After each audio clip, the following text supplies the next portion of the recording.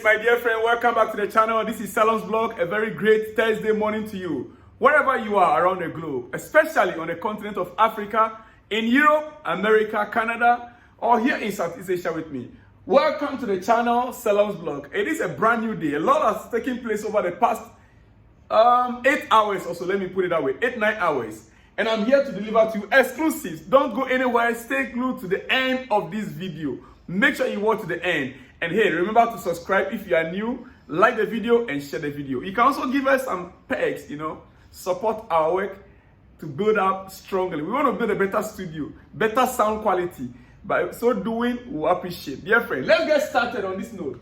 You see, it has been in the news of late that Chelsea has a restricted pay or salary structure. It's been in the news for some time now. When we try to purchase certain players, and we're like, oh no, our salary structure.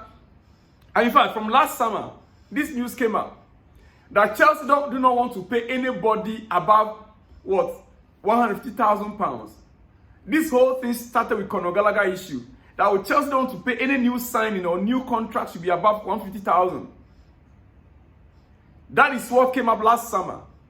Throughout the summer until now, it's been in the news. Michael Olise's deal, made that issue to come up again. The discussion on the salary structure at Chelsea. What exactly is the situation around? Dear friend, from a little that we have researched, it is untrue that Chelsea do not want to pay anybody above certain amount. Rather, the structure they try to formulate or form at Chelsea said that they don't want to, inflate the structure. They don't want to inflate any structure. They want everything to be done according to the plan that they have currently. And then what is the plan? Chelsea want to build a sustainable structure. We want to build a sustainable structure. We don't want to inflate our accounts any longer. Chelsea plan to pay players based on performance. For instance, we heard Cole Palmer's contract is going to be reviewed, or is reviewed this summer with an increased salary based on your performance. Not that when they are signing you, they'll just give you £250,000 straight away, whether you perform or you don't perform. Like what we have currently, players like Raheem Sterling, more than £300,000. Players like Romelu Lukaku, who is maybe not playing for Chelsea. Chelsea is still paying part of his salary. Yes, he's on £325,000. And all the loans that he has been going to, those clubs could not pay the full salary. So they want to avoid such a scenario in the future. Now they want to give you performance-based salary structure. Means that the more you perform, based on your output, then they will now be increasing your salary. Assuming Lukaku was on, let's say, £180,000, and he's on loan, that burden wouldn't be on Chelsea again to pay. So now the owners are trying a system where our future will be protected, the future of the club will be protected. All these account PSR rules and stuff, they want to make sure that things are in place. And listen, this is the actual statement. What I got to know is that there is no strict wage policy in place at Chelsea. There is no strict wage policy in place at Chelsea.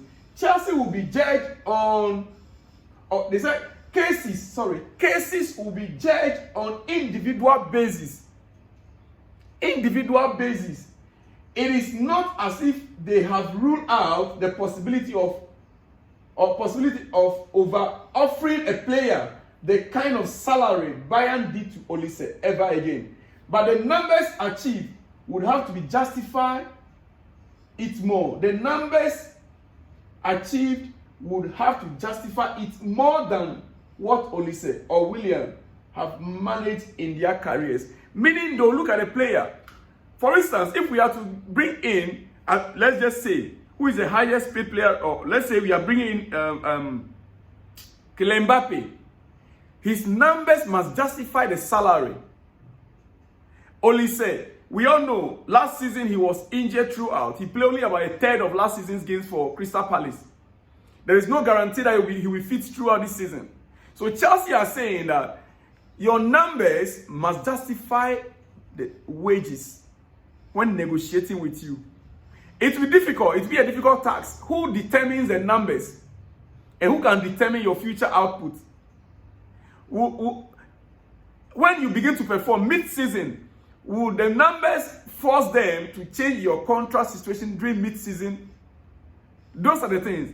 But personally, I think I concur with them. I believe that is the right thing to do. You don't just give people contract. But the problem is, how many top-notch players will be willing to accept such an offer? We couldn't get Nicolas Jackson. I believe based on the same thing. We couldn't get Michael Olise. After all said and done, we still couldn't get Michael Olise based on the same thing. Chelsea want him to come on a minimum. Then, when you are performing, based on performance, do not increase the figure you want. Dear friend, it is what it is right now. It is what it is. All right, let's move on. It is your breakfast news, dear friend, and I'm here to deliver to you as usual. All right. Chelsea are currently not working on Alexander Isak deal. That also came in the news yesterday. Late night news that Chelsea are interested in Alexander Isak from Newcastle. The truth is, Chelsea made an inquiry. We made an inquiry on several players. But looking at the situation right now, Newcastle are not willing to sell, number one. Number two, even if they have to sell at all, it's going to be more than 120 million pounds. It will be more than that. And are we ready to break the bank again? I don't think so. After all, we have players that we are still scouting that can equally perform.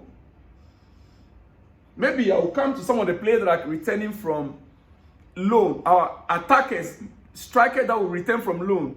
I will come to that maybe later in my next episode. But then, Chelsea are currently not working on Alexander Isak deal, as packages also considered too high. It is not just about the release clause. It is not just about how much. In fact, he doesn't have a release clause. It's an outright sale. If Newcastle is to sell, it's to be sold out negotiations. So Newcastle could price him 200 million pounds. If you have the cash, you want to buy him, come for him. Right? Now, similar to Olise and Nico Williams, no talks so far due to expensive package. All right, Newcastle consider Isak as a key player, planning to keep him unless crazy proposal arrives. This is what Fabrizio Romano is reporting. Are we ready to offer a crazy proposal? He actually would have been a hit for Chelsea, but he's also injury prone. He also had a couple of injuries actually, but he is the kind of striker that if Chelsea can actually get. He's a Premier League product. He has all the experience in the Premier League. He wouldn't be bad at all. In fact, Alexander Isak will bench Nicolas Jackson. Yes. Alexander Isak will bench Nicolas Jackson. It's as simple as that. Dear friend, quickly, the last one before I let you go this morning for your breakfast, which I'll be back again with more exclusives. All right? I'll be back with more exclusives. Okay, good. Things I have picked from McGuire's clips. McGuire is our new young talented striker that Chelsea just, we are almost through. We remain to sign a document with Barcelona. Yes. We are just about to sign a document. Hopefully before the week ends, that document, once we hear medicals, document is already signed. Dear friend. So few things that I have picked up. And even Vince also the same thing from McGuire's clip. So far, the videos I watch about him, he's a very two-footed player. He's a two-footed player. He plays both left and right. He can strike with both legs. Wherever the ball is, whether it's on the right or on the left, he's a two-footed player. He gets his shots away quickly. He's very quick in taking his shots. He presses hard. He's a presser. He presses hard to get a ball. And he's a hard shooter.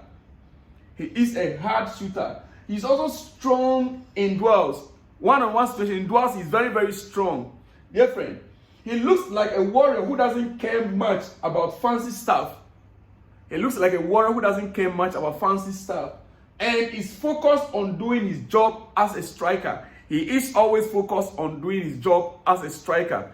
That is a few things I noticed about our striker, the young 18-year-old who doesn't look like 18-year, dear friend, McGuay. He is strong on balls. He does the job as a striker. Very simple. He doesn't, complicate issues at all. Up front there, no. Well, let me leave you here. It is your breakfast. I'll be back with more exclusives. I have more, even on the Euros. So don't go away. Give me the next 1 or 2 hours. I shall be back with more exclusives. Like the video, share the video. Click on that share button. And let me hear from you in the comment section, dear friend. I'll see you in the next one when you see me. Shalom and peace.